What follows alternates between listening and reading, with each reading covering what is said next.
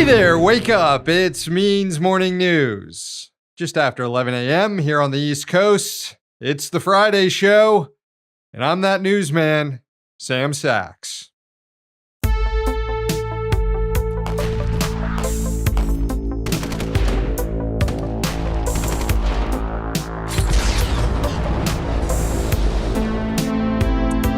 And we begin with news of an expanding war.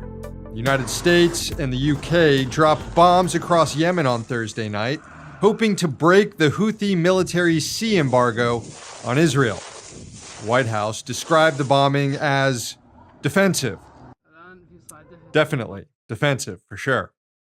President Biden said in a statement, quote, "These targeted strikes are a clear message that the United States and our partners will not tolerate attacks on our personnel or allow hostile actors to imperil freedom of navigation in one of the world's most critical commercial routes.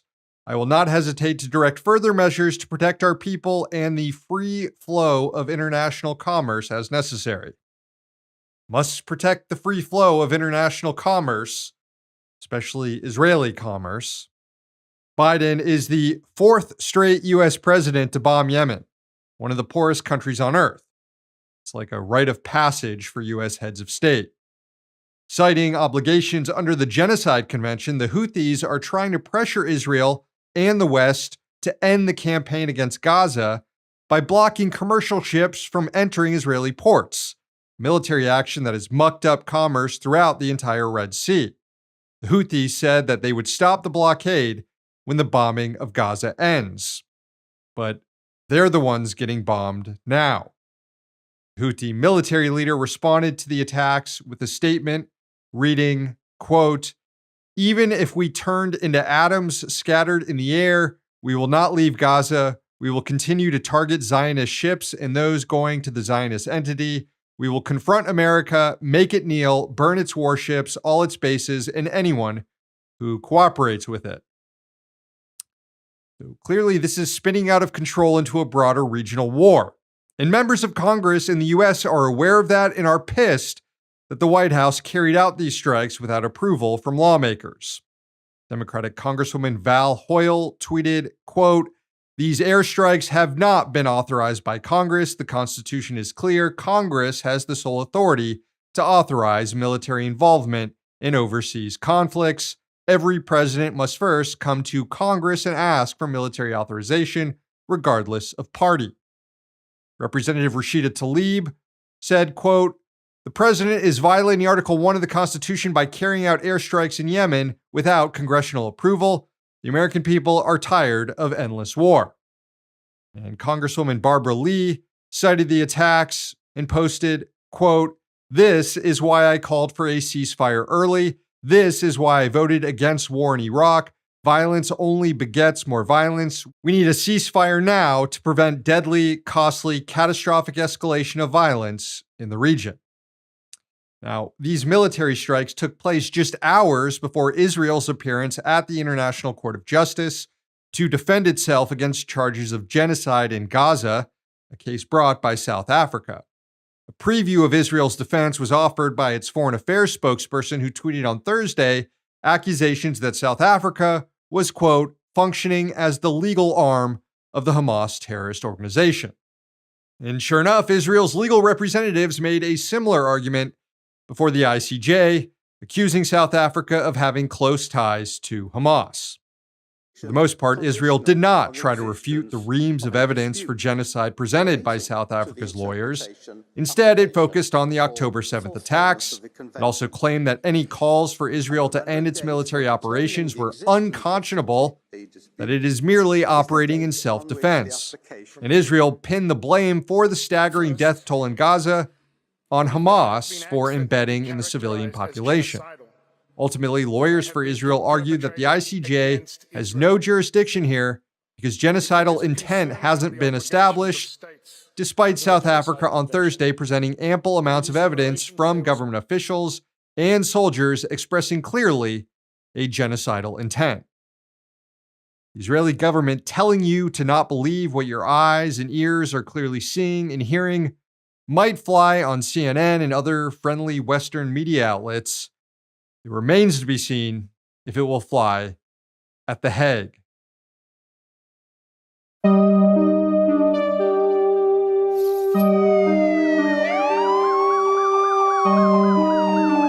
Now on to one of the more fucked up developing stories anywhere in the United States.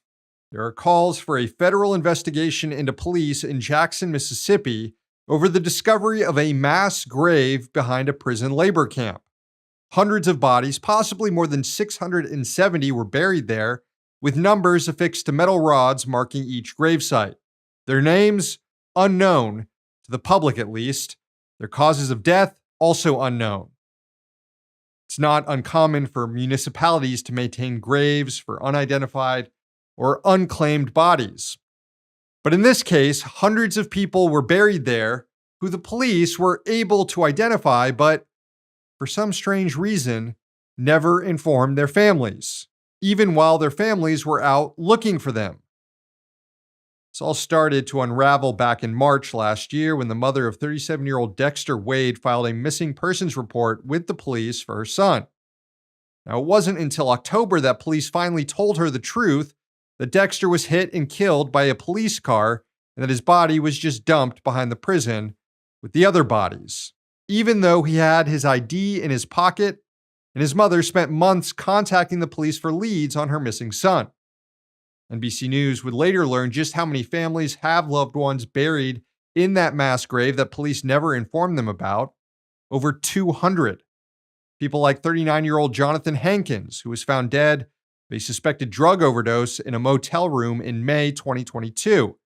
His mother reported him missing 2 months later. Friends and family spent months searching. It took until December last year, more than 18 months after Jonathan went missing, for his family to finally learn what happened to him. And they weren't notified by the police. They were notified by NBC News, which reported, quote, his body was taken to the Hinds County morgue, where 4 days later he was identified through fingerprints as Jonathan David Hankins. Coroner's investigator said he forwarded the information to a Jackson detective for notification of the man's next of kin. The Jackson police spokesperson said the department never received this information. There is no indication in the documents of what efforts, if any, the coroner's office or the Jackson Police Department made to contact Jonathan's family. On August 26, 2022, the coroner's office asked the Hinds County Board of Supervisors for permission to bury Jonathan's body in a pauper's field at the county penal farm. The board approved the request nearly 2 weeks later. Look, we all know cops are lazy as shit. But this is something far more nefarious, which is why lawyers representing families who weren't notified, like civil rights attorney Benjamin Crump, want the feds to investigate exactly what's going on. And to make it worse, now that the spotlight is on this and the police are notifying families finally, the state is also charging those families hundreds of dollars to retrieve the remains for a proper burial. There's something rotten in Jackson, all right.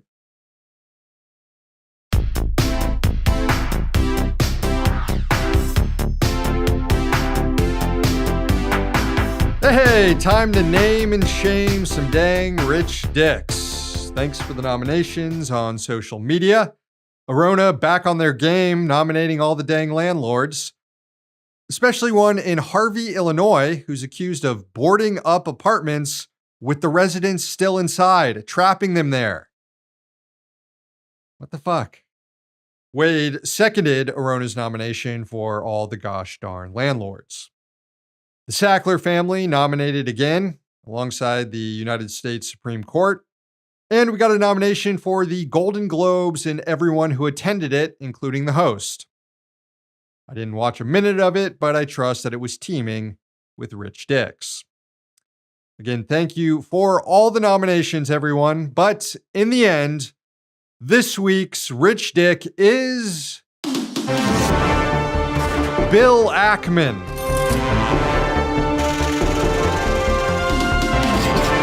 Bill is quite possibly the maddest person on the internet over the last month, which is kind of weird because he's a billionaire venture capitalist and you'd think a super rich guy would have something better to do than the rest of us who also get mad online. But he doesn't. Thanks to JF Katz for the nomination on this one.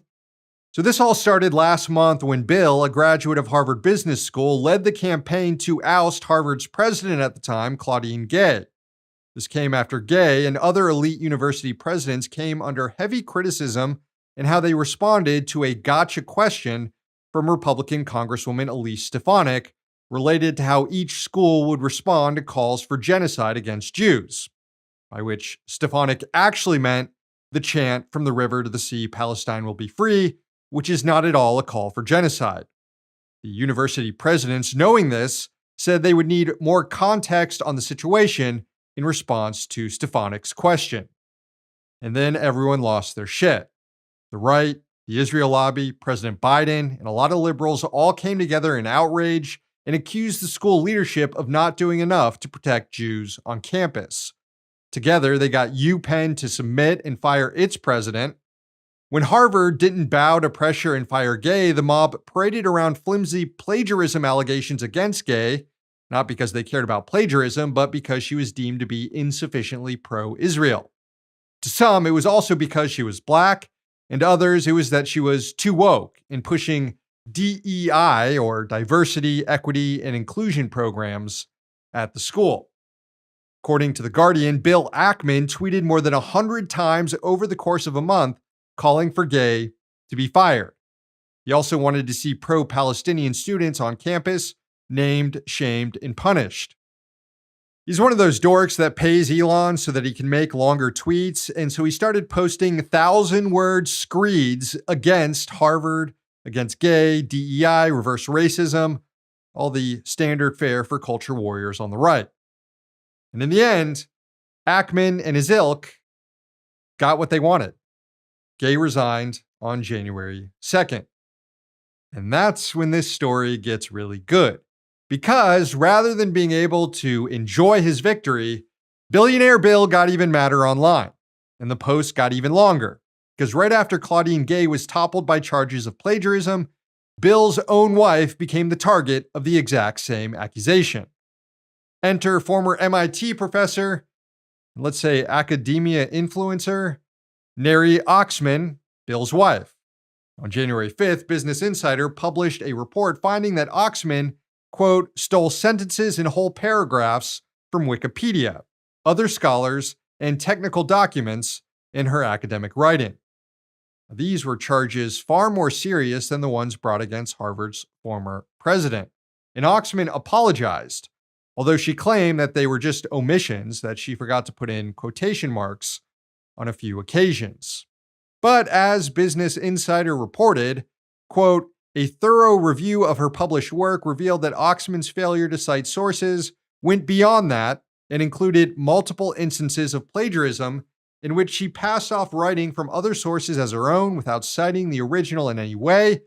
At least 15 passages from her 2010 MIT doctoral dissertation were lifted without any citation from Wikipedia entries. Wikipedia? Come on, Neri. Anyway, this is all very inconvenient for a guy who just spent a month crusading to have Harvard's president fired for plagiarism. Again, tweeting over 100 times about it. Bill went ballistic, and one could give him a pass for merely assuming wife guy duties here, but he took it so far that he started harming his wife's case too. Check out the length of this post from Bill, thousands of words, railing against Business Insider, the rest of the media, and concluding by claiming his wife has, quote, suffered catastrophic reputational damage and enormous emotional harm. Actually, I'm pretty sure it was Oxman's association with child sex trafficker Jeffrey Epstein that hurt her reputation. That's right, Oxman's MIT lab received a donation over $100,000 from the disgraced financier. This was years after Epstein was convicted of abusing young girls. Oxman also had her lab team make a gift for Epstein to thank him for the donation. She now claims she regrets it. Ackman's been threatening lawsuits, claiming he will use AI to examine everything written by anyone at Business Insider for instances of plagiarism. Dude's going scorched earth instead of, taking his wife on a yacht trip around the world or eating an ortolan omelet or something. But Bill's red pill to the bone, and that has side effects. Slate has this little rundown of Bill's political evolution. Quote, in recent years, he's also fashioned himself into something of a socio-political pundit and blogger, endorsing a Michael Bloomberg presidency in 2016, defending a prominent biologist who'd been fired from 3 different institutions for sexual misconduct, referring to Kyle Rittenhouse as a patriot, proposing that JP Morgan Chase CEO Jamie Dimon run for president, endorsing Robert F. Kennedy Jr.'s COVID vaccine skepticism, insisting upon Sam Bankman-Fried's innocence up until his conviction, and investing in anti-woke initiatives like Elon Musk's Twitter takeover, as well as the asset management firm started by Vivek Ramaswamy to counter socially conscious corporate practices. Wow, yeah, this guy sucks before you even come to realize he's a billionaire venture capitalist too. Bill Ackman, for getting extremely mad online and threatening to burn everything down just because you and your wife aren't getting exactly what you want? You're this week's Rich Dick.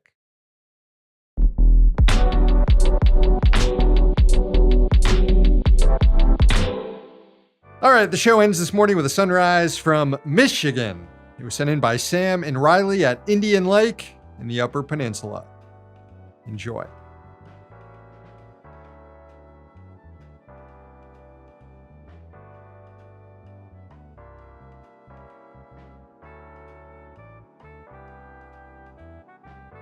Thanks, Sam. Thanks, Riley. Show's over. Thanks for watching. Thanks to the team behind the scenes. Please sign up at Means TV, subscribe to our YouTube channel, and follow us on social media. One day capitalism will fall. Until then, we'll be right here. See you next week.